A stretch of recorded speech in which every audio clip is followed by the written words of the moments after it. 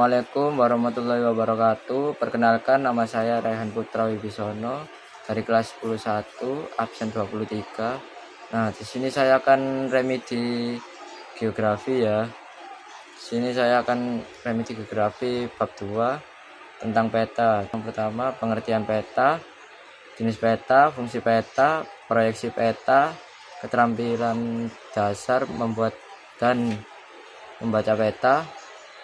Yang keenam, interpretasi kenampakan bentang alam dan bentang budaya. Ketujuh, manfaat peta. Pengertian peta. Peta adalah gambaran permukaan bumi pada bidang dasar dengan skala tertentu sebagai sebuah sistem proyeksi. Menurut Pemerintah Republik Indonesia Nomor 8 tahun 2013,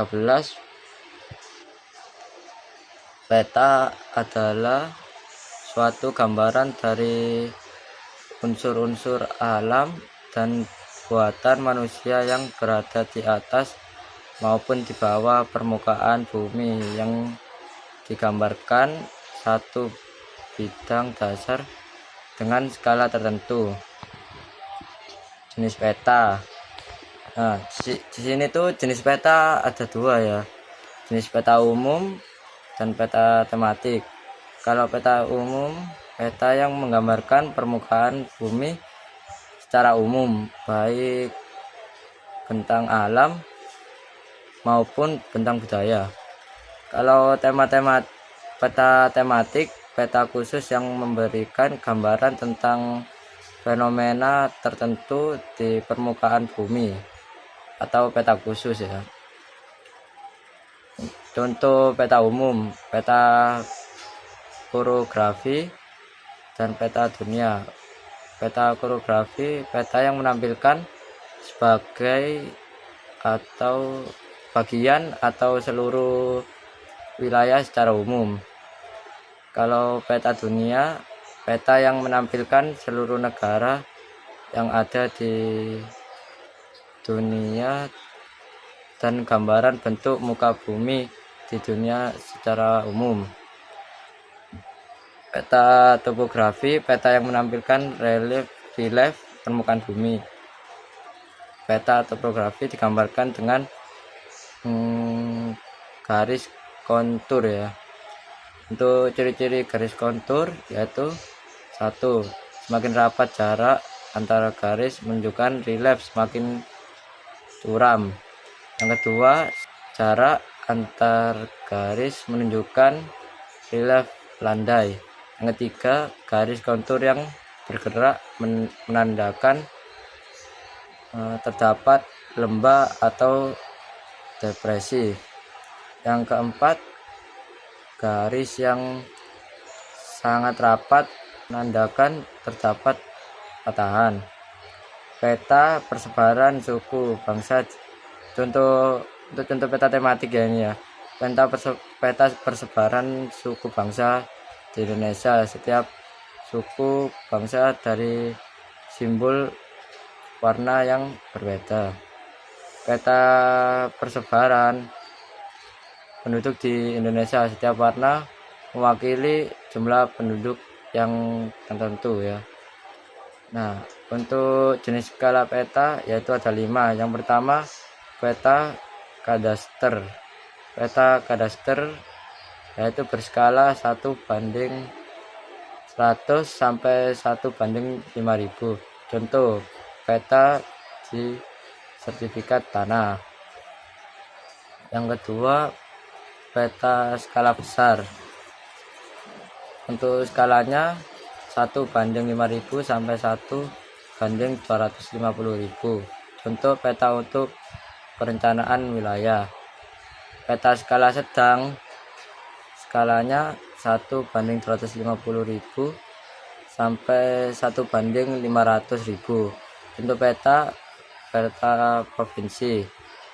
Peta skala kecil, untuk skalanya yang keempat, peta skala kecil, untuk skalanya 1:500.000 sampai 1:1 juta.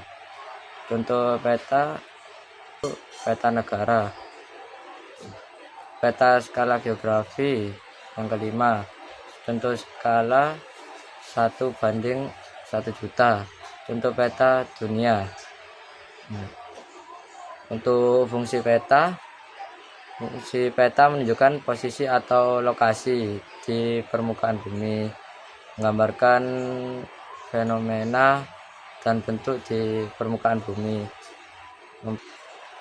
ukuran luas dan jarak di permukaan bumi, menyajikan informasi dalam koneksi ke ruangan ya.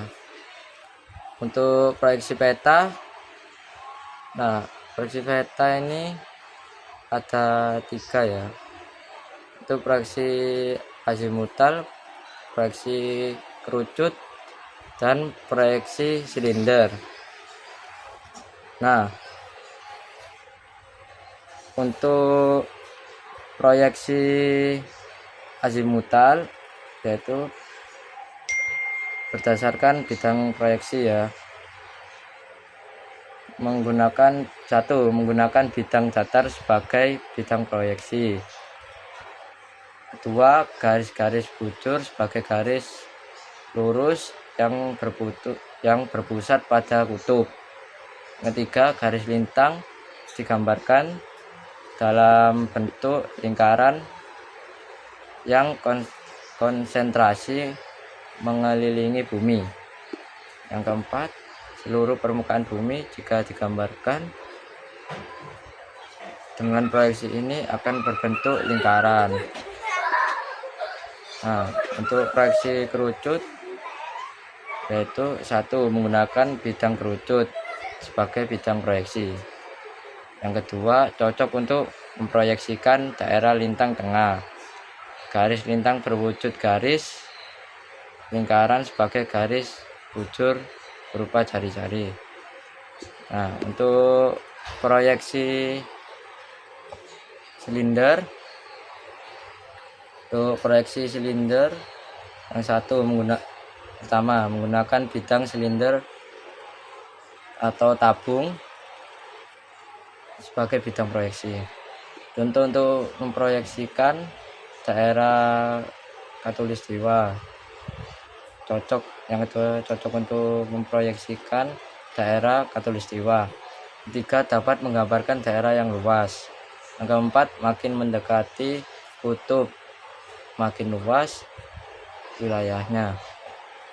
Yang kelima, daerah kutub yang berupa titik digambarkan seperti garis lurus. Proyeksi peta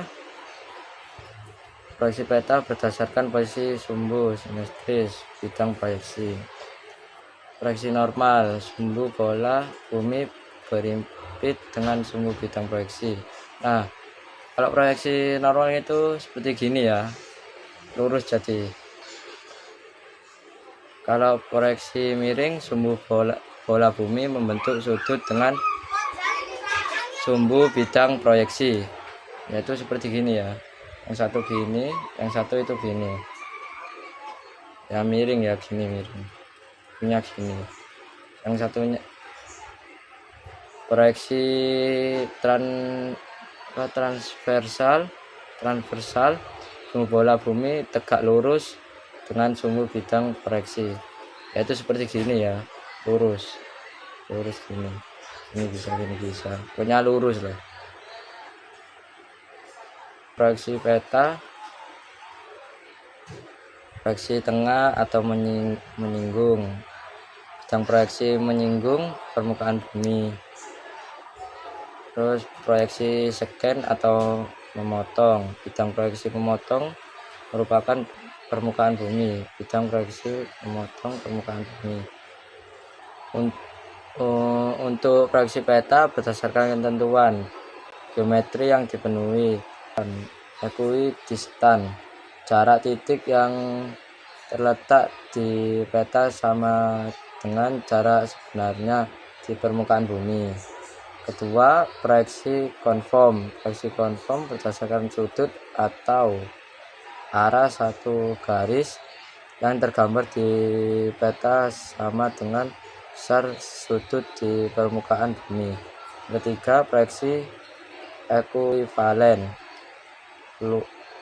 Untuk proyeksi ekuivalen, luas permukaan yang digambarkan di peta harus sama dengan sebenarnya di permukaan bumi. Untuk proyeksi Mercator, proyeksi Mercator termasuk jenis proyeksi silinder normal, hanya digunakan untuk membuat peta dunia. Hasil proyeksi baik dan benar untuk daerah sekitar ekuator. Yang keempat, distorsi makin besar jika mendekati daerah kutub. Nah, sekarang kita masuki materi keterampilan dasar membuat dan membaca peta. Keterampilan dasar membuat peta. Pertama, peta yang baik adalah peta yang membuatnya mengikuti kaidah kartografi. Kedua, dalam kaidah kartografi terdapat komponen-komponen peta yang harus dipahami oleh pembuat peta. Komponen-komponen peta. Peta utama yang berisi peta isi yang menggambarkan wilayah dan fenomena yang ingin disampaikan. Nah, yang kedua, peta jenis tanah. Yang judul peta memberikan informasi yang tentang isi peta. Judul peta. Orientasi arah menunjukkan arah suatu lokasi atau wilayah. Biasanya menunjukkan arah utara. Untuk contohnya orientasi yaitu kompas ya, di arah itu. Yang keempat, legenda atau keterangan. Legenda atau keterangan merupakan penjelasan mengenai arti dari simbol yang digunakan dalam peta.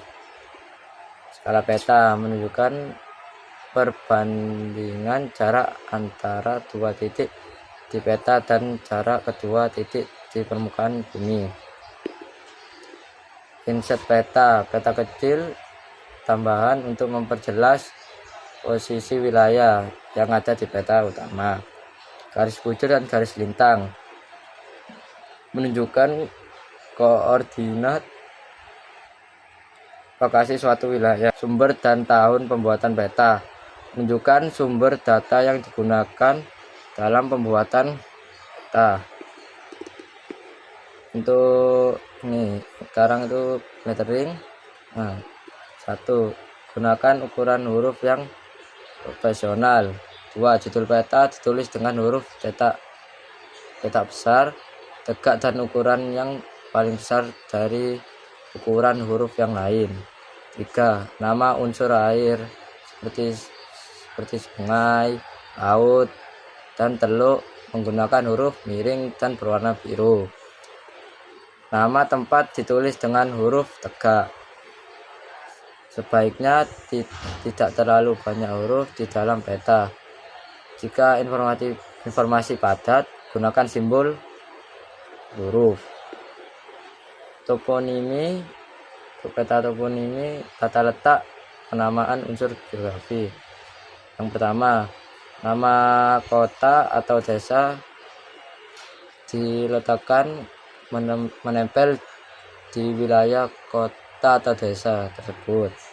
Nama sungai terletak di sebelah kiri sungai dan searah dengan air sungai. Nama samudra atau laut ditulis samudra atau laut tersebut.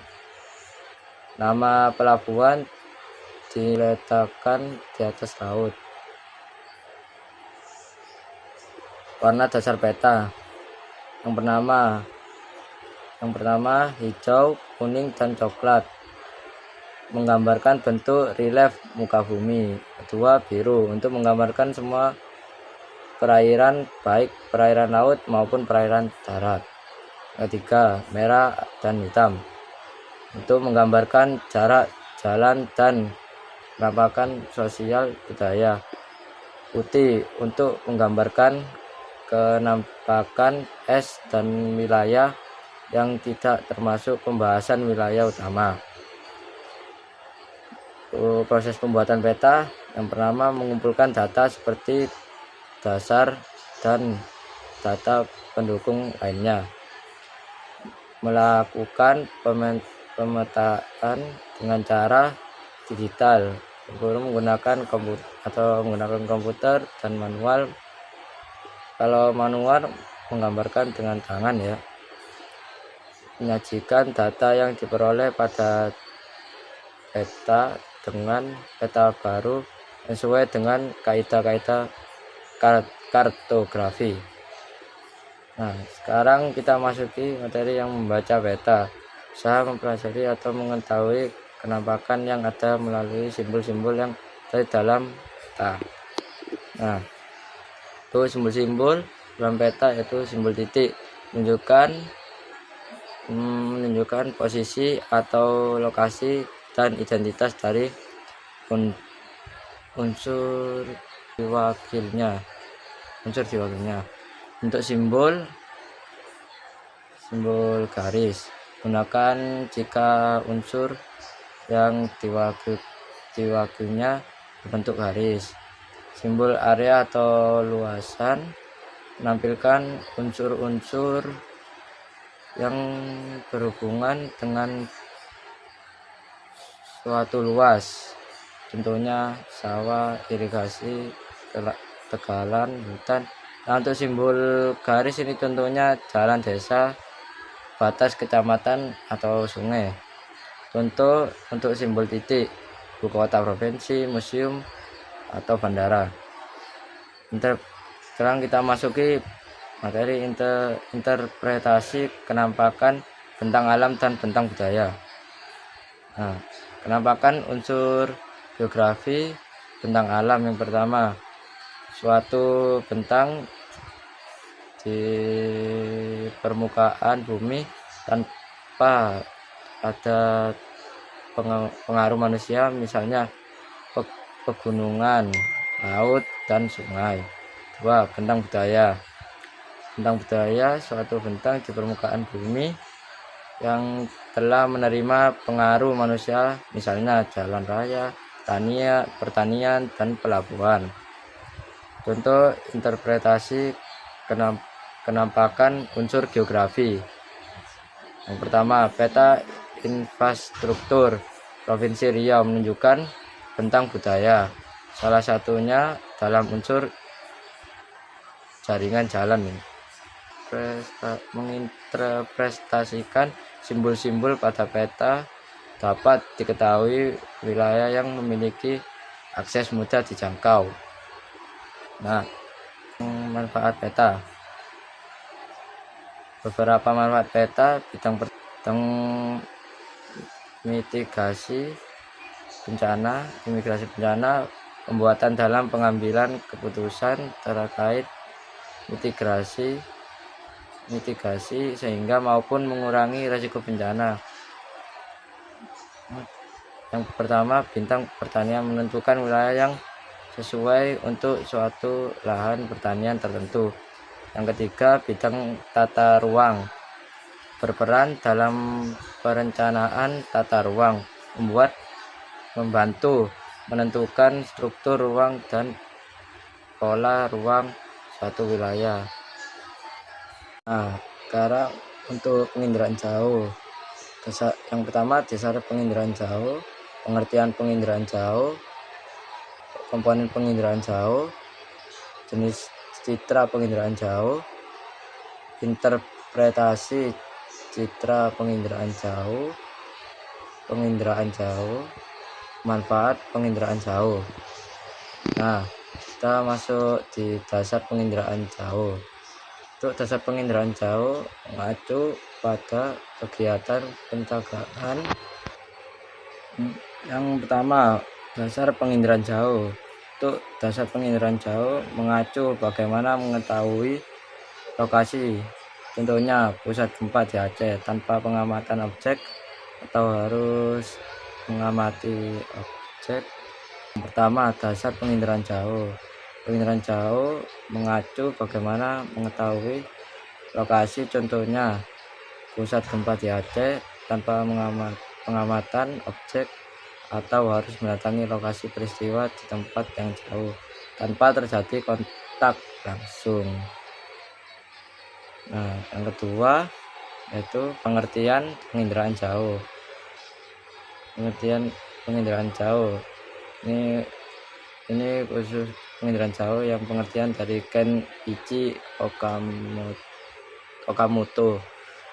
Penginderaan jauh adalah suatu teknik untuk mengidentifikasi, mengklasifikasi, dan menentukan objek serta memperoleh informasi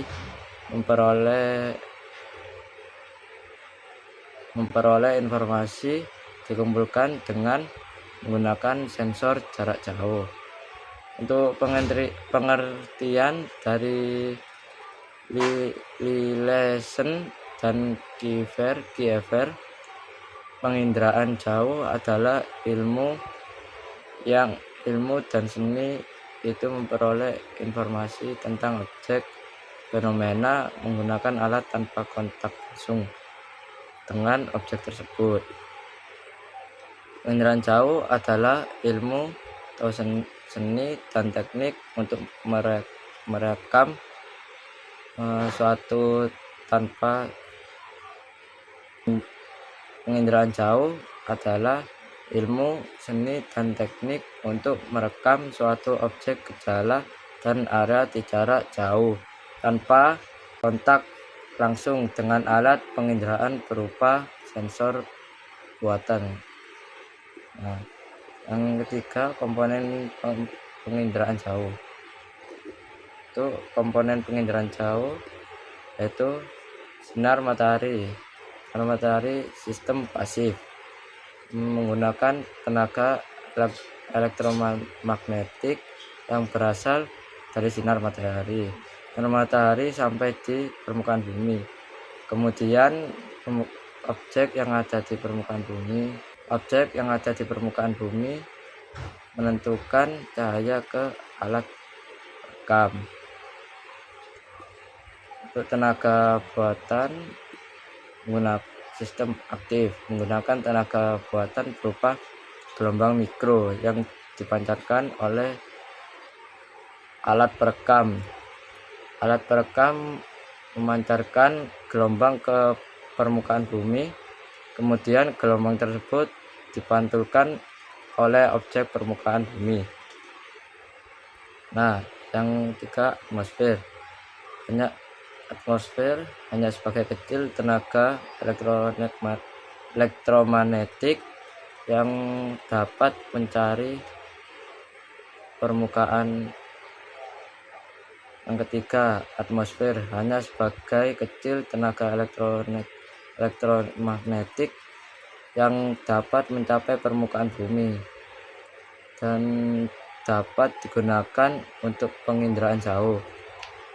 Jendela atmosfer yaitu bagian spektrum elektromagnetik yang mencapai bumi. Spektrum ini yang dipantulkan ke alat perekam penginderaan jauh.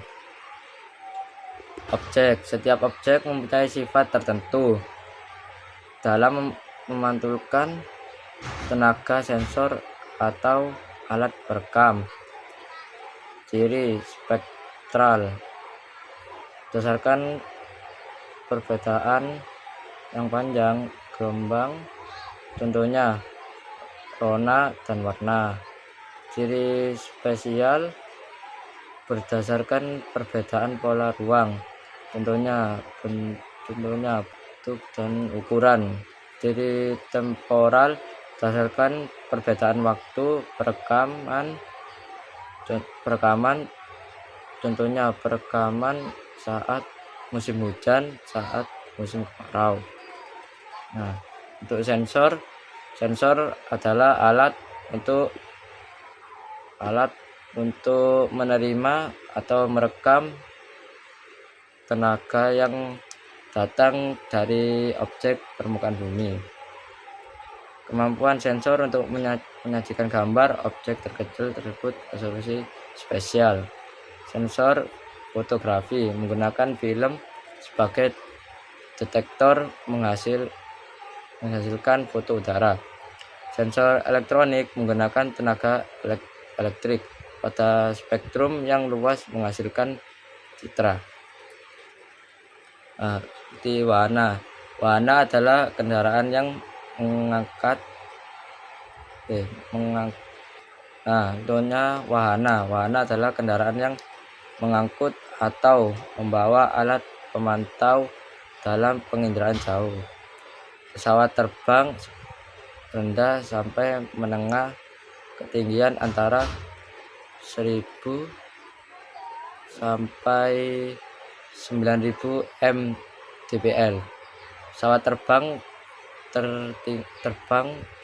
tinggi, ketinggian lebih dari 18.000 dpl.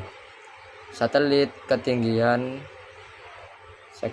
sekitar 900.000 mdpl. Perolehan data.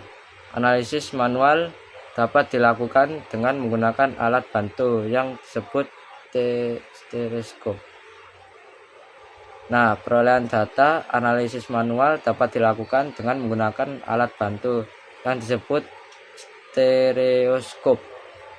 Analisis digital dilakukan dengan menggunakan komputer. Menggunakan data. Yang keempat, menggunakan data.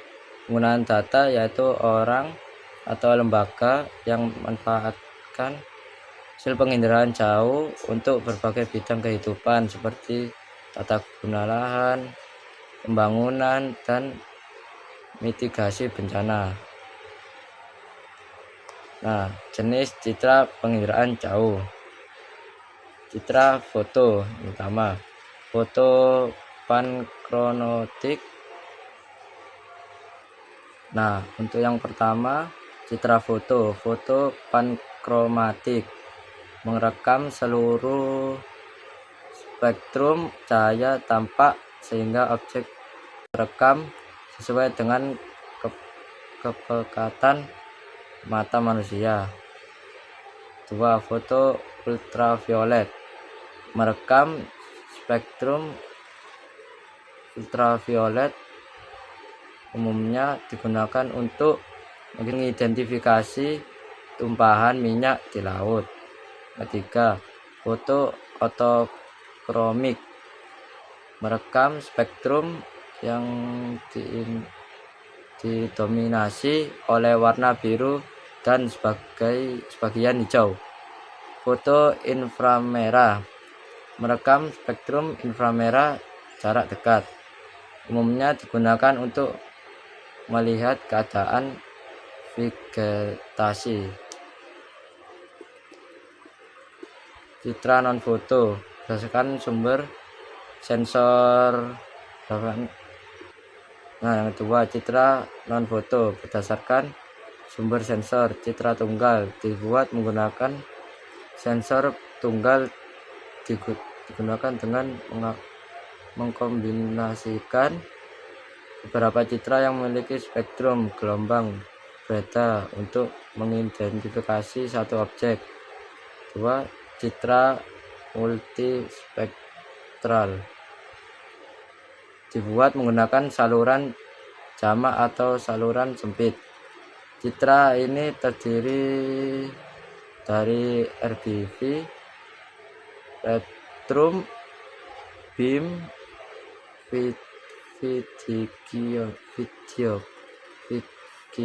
fidikion, dan citra MSS multispektral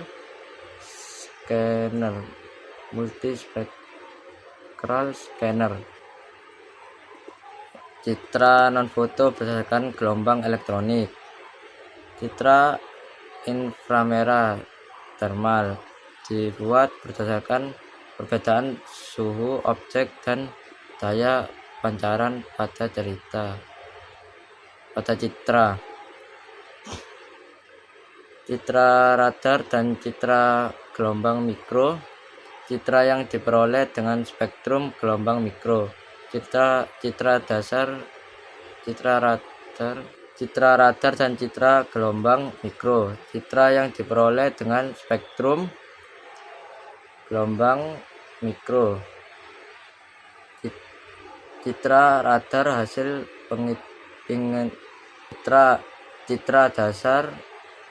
citra radar hasil penginderaan menggunakan sistem aktif, sedangkan gelombang mikro menggunakan sistem pasif.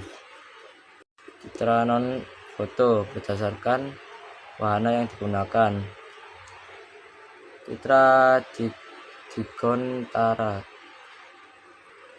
Citra digantara airborne image, citra yang disebut dengan wahana yang beroperasi di udara, contohnya citra lidar. Lidar adalah teknologi yang menggunakan sistem aktif dengan menambahkan sinar laser yang dipasang pada warna pesawat. Citra non foto berdasarkan wahana yang digunakan, sama ya seperti tadi.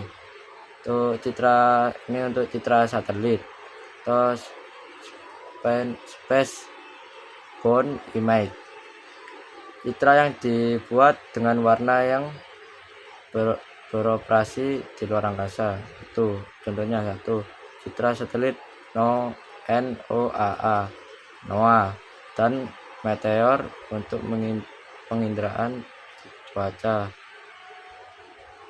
Yang kedua, citra satelit Landsat. Yang kedua, citra satelit Landsat. Yang kedua, citra satelit Landsat, Soyuz dan Spot untuk penginderaan sumber daya bumi. 3. Citra satelit SESAT dan MOS untuk penginderaan laut. Yang ini interpretasi citra penginderaan jauh. Interpretasi citra penginderaan jauh. Interpretasi citra merupakan perbuatan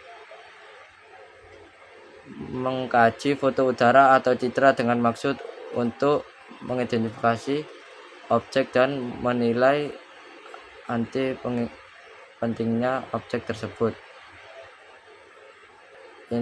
Interpretasi citra penginderaan jauh. Interpretasi citra merupakan perbuatan pengkaji foto udara atau citra dengan maksud untuk mengidentifikasi objek dan menilai arti pentingnya objek tersebut. Nah,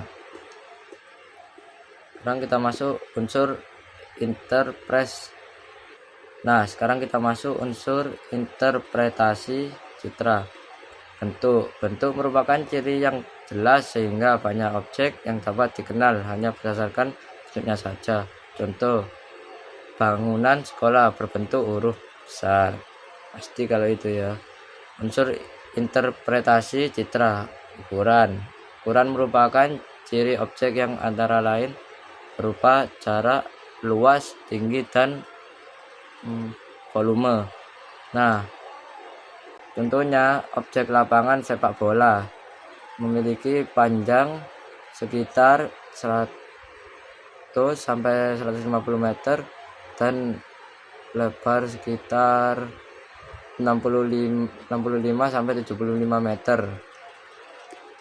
Nah, untuk unsur interpretasi citra rona, tingkatan kecerahan atau kegelapan suatu objek yang terdapat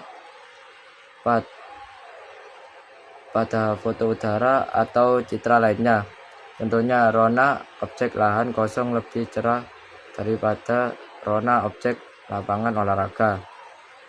Itu yang unsur interpretasi citra.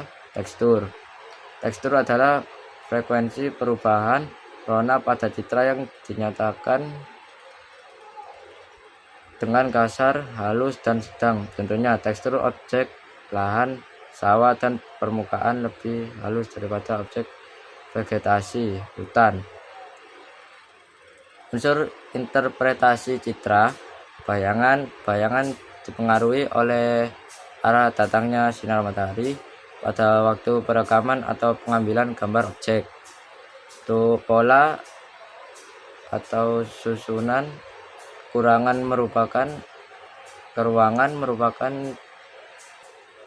untuk pola atau susunan keruangan merupakan ciri yang menandai bagi banyak objek bentukan manusia dan bagi beberapa objek alami. Situs, letak suatu objek terhadap objek lain di sekitarnya. Contoh, objek pelabuhan terletak di dekat objek laut. Asosiasi, kaitan suatu objek dengan objek yang lain di sekitarnya. Contoh, objek kantor dikenal dengan mengamati terdapat objek lapangan parkir di sekitarnya. Nah, untuk langkah interpretasi citra dengan penginderaan jauh, yaitu 1. Deteksi, kegiatan menentukan berdasarkan. Yang ke-1, deteksi, kegiatan menentukan keberadaan suatu objek. 2. Identifikasi, menggali objek yang diamati melalui pengambilan gambar citra. Yang ketiga, analisis, ukuran, deskripsi, interpretasi citra. Yang keempat, deduksi, menarik kesimpulan untuk terkait interpretasi objek yang diamati. Nah, untuk manfaat penginderaan jauh, bidang kelautan, pengamatan sifat fisik air, pasang surut air laut dan arus laut. Jenis citra yang bisa digunakan seperti MOS dan sesat. Bidang klimatologi, pengamatan kondisi iklim dan komponen berbentuk.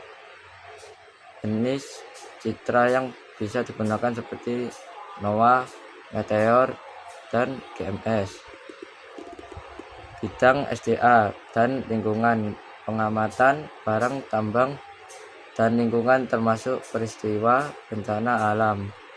Jenis citra yang digunakan seperti Landsat dan spot.